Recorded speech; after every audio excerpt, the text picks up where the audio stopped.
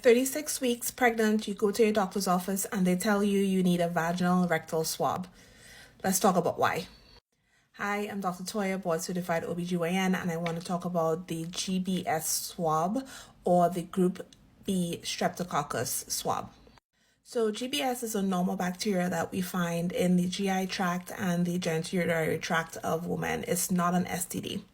The reason it's important in pregnancy is because it is the number one cause of neonatal sepsis, so severe infections after baby is born.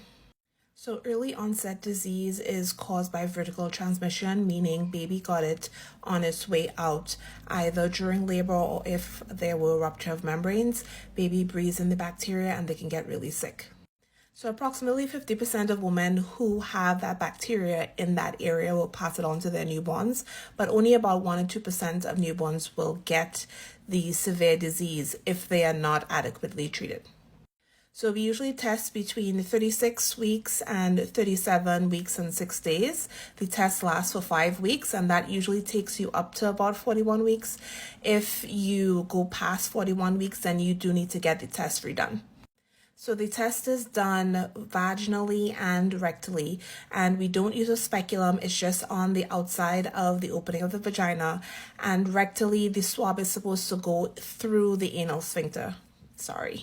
Everybody who is pregnant should get tested unless you have had a previous baby who had GBS sepsis, or you had a UTI previously in the pregnancy and they found the bacteria, because that means that there was a lot of bacteria around that area. So if you have the bacteria in labor, we're going to give you an IV antibiotic, usually going to be penicillin or something similar. The only way you would not get it is if you are going to have a C-section and there's no labor and no rupture of membranes.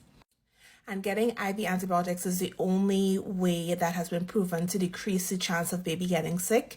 So we don't treat you before you're in labor. We don't give oral antibiotics. We don't give IM, and no other interventions like washing or anything like that has been proven to be helpful.